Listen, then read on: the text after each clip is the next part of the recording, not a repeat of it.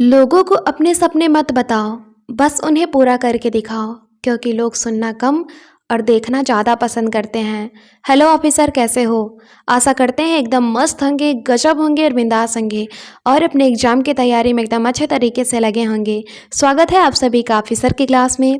दोस्त, आज की वीडियो फिजिक्स का पार्ट 3 होने वाला है और जिसने भी पार्ट 1 तथा पार्ट 2 को नहीं देखा है तो वो इस वीडियो के डिस्क्रिप्शन में उन दोनों वीडियो की लिंक मिल जाएगी। वहाँ से जाके आप उन दोनों वीडियो को ज़रूर से ज़रूर देख लीजिएगा, ठीक है। आज का वीडियो बहुत ही महत्वपूर्ण होने वाला है आप सभी के एग्ज़ाम के लिए, तो इसको लास्ट तक देखिए, कहीं भी स्किप मत कीजिएगा, ठीक है। अगर अच्छा लगेगा तो प्लीज़ लाइक कर दीजिएगा, सब्सक्राइब कर दीजिएगा और 2-3 लोगों के पास शेयर भी कर दीजिएगा। चलिए शुरू कर लेते हैं आज की वीडियो को। आज का पहला प्रश्न है, वायु में ध्वनि का वेग लगभग कितना होता है? बताइए। 330 मीटर पर सेकेंड, 220 मीटर पर सेकेंड, 110 मीटर पर सेकेंड या फिर 232 मीटर पर सेकेंड? बताइए।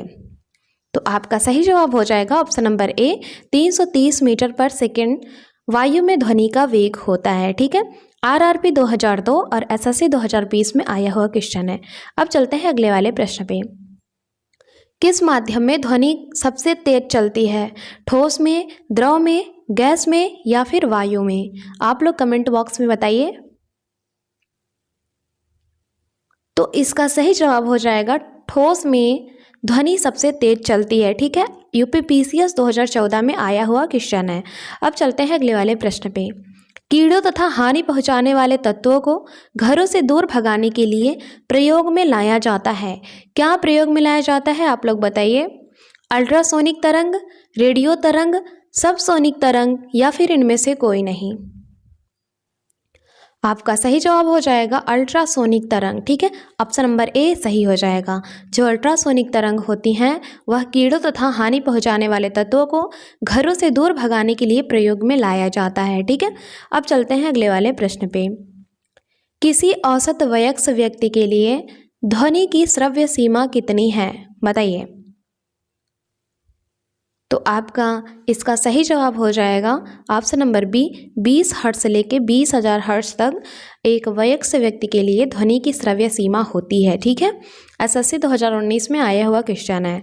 अब चलते हैं अगले वाले प्रश्न पे। डेसिबल का प्रयोग निम्न में से किसके मापन के लिए किया जाता है? प्रकाश की गति, ऊष्मा की गति, ध्वनि की तीव्रता या फिर रेडियो तरंगों की बारंबारता? बताइए। आपका सही जवाब हो जाएगा ध्वनि की तीव्रता, ठीक है। ध्वनि की तीव्रता डेसिबल के प्रयोग से मापा जाता है, ठीक है। अब चलते हैं अगले वाले प्रश्न पे। स्पष्ट प्रतिध्वनि सुनने के लिए परावर्तक तल व ध्वनि स्रोत के बीच न्यूनतम दूरी कितनी होनी चाहिए? बताइए। 10 मीटर, 17 मीटर, 24 मीटर या फिर 30 मीटर? बताइए।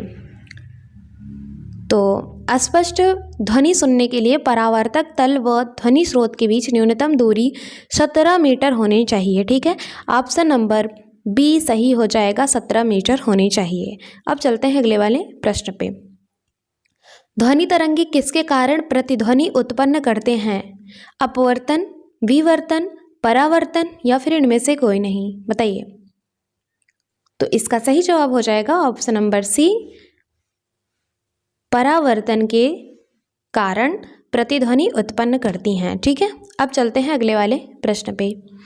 पास आती हुई रेलगाड़ी की सीटी की आवृत्ति बढ़ती जाती है, ऐसा किस घटना के कारण होता है? जैसे कि कोई रेलगाड़ी अगर जितनी पास आती जाती है उसकी जो सीटी की आवृत्ति है वह बढ़ती जाती है, तो ऐसा किस घटना के कारण होता है आपसे पूछ रहा है। बिग बैंग सिद्धांत के कारण, डॉपलर प्रभाव के कारण, आर्किमिडीज का नियम के द्वारा या फिर इनमें से कोई नहीं?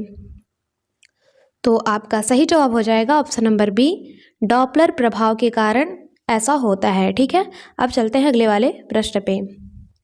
कौन सी तरंगे शून्य में संचरण नहीं करती? बताइए।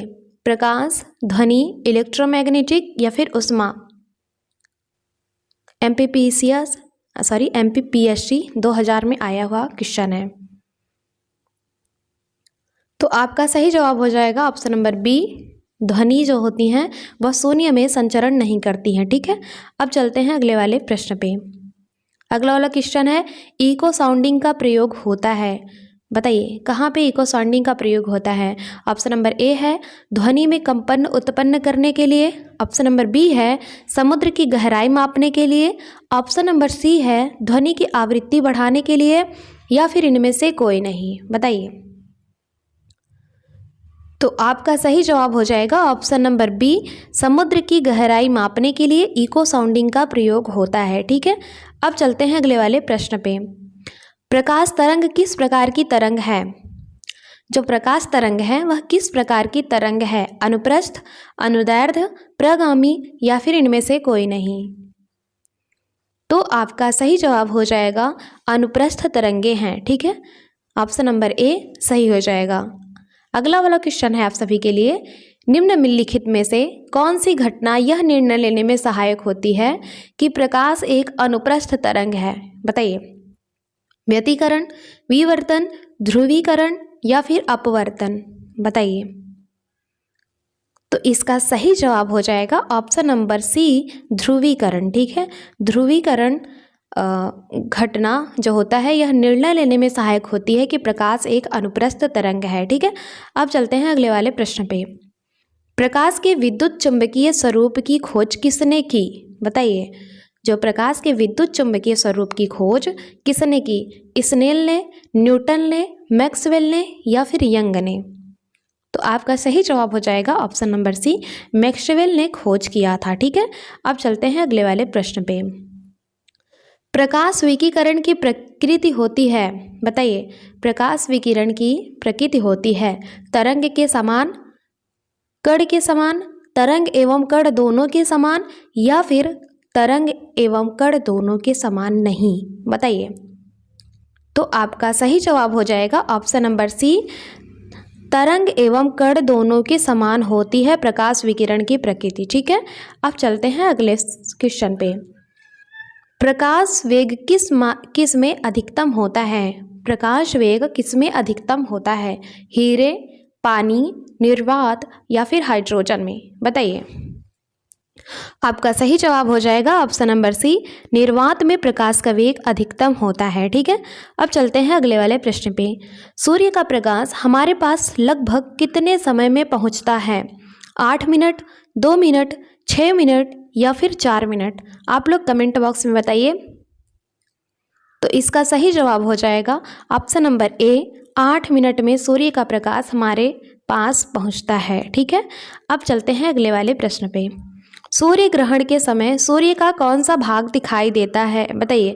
जब सूर्य ग्रहण होता है तो सूर्य का कौन सा भाग हम लोगों को दिखाई देता है? वर्णमंडल, किरीट या कोरोना, प्रभामंडल, या फिर कोई नहीं, बताइए। कोई भाग नहीं। सही आंसर हो जाएगा ऑप्शन नंबर बी, किरीट या कोरोना सूर्य ग्रहण के समय सूर्य का भाग दिखाई देता है। ठीक है, अब चलते हैं अगले वाले प्रश्न पे। अगला वाला क्वेश्चन है, इंद्रधनुष किस कारण से बनता है?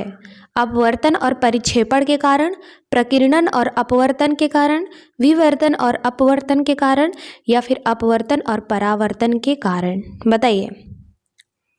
तो दोस्त इसका सही आंसर हो जाएगा ऑप्शन नंबर डी, अपवर्तन और परावर्तन के कारण इंद्रधनुष बनता है। ठीक है, अब चलते हैं अगले वाले प्रश्न पे। मृगमरीचिका बनाने वाली घटना को क्या कहते हैं? व्यतिकरण, विवर्तन, ध्रुवीकरण, या फिर पूर्ण आंतरिक परावर्तन, बताइए। तो आपका सही जवाब हो जाएगा पूर्ण आंतरिक परावर्तन मृगमरीचिका बनाने वाली घटना कहलाती है। ठीक है, अब चलते हैं अगले वाले प्रश्न पे। किसके कारण आकाश नीला दिखाई पड़ता है? बताइए।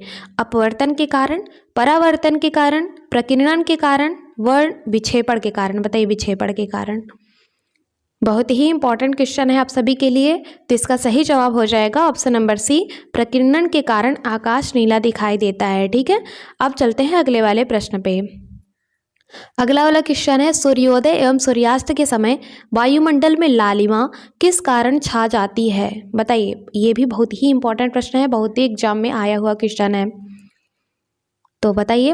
प्रकाश के अपवर्तन के कारण, प्रकाश के परावर्तन के कारण, प्रकाश के परिक्षेपण के कारण, या फिर प्रकाश के प्रकीर्णन के कारण सूर्योदय और सूर्यास्त के समय वायुमंडल में लालिमा छा जाती है, बताइए।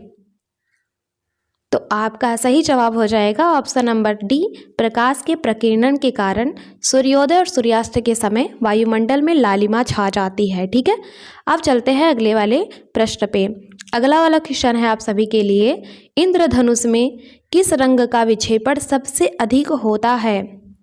बैगनी, पीला, लाल, नीला। बताइए क्या होगा सही आंसर इसका? तो दोस्त इसका सही आंसर हो जाएगा ऑप्शन नंबर ए, बैगनी। ठीक है, जो इंद्रधनुष में बैगनी रंग का विक्षेपण सबसे अधिक होता है। अब चलते हैं अगले वाले प्रश्न पे। रोगियों के दांत देखने में दंत चिकित्सकों द्वारा प्रयुक्त दर्पण होता है, कैसा होता है? उत्तल, अवतल, समतल या फिर इनमें से कोई नहीं? बताइए। तो आपका सही जवाब हो जाएगा ऑप्शन नंबर बी, अवतल दर्पण होता है। ठीक है, जो रोगियों के दांत देखने के लिए दंत चिकित्सकों ने अवतल दर्पण का प्रयोग करते हैं। ठीक है, अब चलते हैं अगले वाले प्रश्न पे। किसी वस्तु का प्रतिबिंब मनुष्य की आंख में कहाँ बनता है? बताइए, किसी वस्तु का प्रतिबिंब मनुष्य की आंख में कहाँ बनता है? कार्निया, आइरिस, रेटिना या फिर इनमें से कोई नहीं? बताइए। बहुत ही महत्वपूर्ण प्रश्न है और बहुत ही इजी भी प्रश्न है। तो आपका सही जवाब हो जाएगा ऑप्शन नंबर सी, रेटिना में बनता है। ठीक है, अब चलते हैं अगले वाले प्रश्न पे। जब समतल दर्पण की सहायता से किसी वस्तु के 3 प्रतिबिंब प्राप्त करने के लिए दर्पण के बीच कितना कोण होना चाहिए? बताइए। 0 डिग्री, 60 डिग्री, 90 डिग्री या फिर 45 डिग्री? आपका सही जवाब हो जाएगा ऑप्शन नंबर सी, 90 डिग्री का कोण होना चाहिए। ठीक है, अब चलते हैं अगले वाले प्रश्न पे। पानी में हवा का बुलबुला वैसे ही काम करेगा जैसे करता है, क्या करता है? उत्तल दर्पण, अवतल दर्पण, उत्तल लेंस या फिर अवतल लेंस? बताइए। तो इसका सही जवाब हो जाएगा ऑप्शन नंबर डी, अवतल लेंस। ठीक है, जो पानी में हवा का बुलबुला वैसे काम करेगा जैसे अवतल लेंस करता है। यूपीपीसीएस 2008 में और आईएएस 1995 में आया हुआ क्वेश्चन है। ठीक है, अब चलते हैं अगले वाले प्रश्न पे। सूर्य द्वारा उत्सर्जित प्रकाश का रंग कैसा होता है? बताइए। सफ़ेद, लाल, पीला, नारंगी? बताइए। आपका सही जवाब हो जाएगा ऑप्शन नंबर ए, सफ़ेद होता है। ठीक है, जो सूर्य द्वारा उत्सर्जित प्रकाश का रंग सफ़ेद होता है। ठीक है, एसएससी 2020 में आया हुआ क्वेश्चन है। अब चलते हैं अगले वाले प्रश्न पे।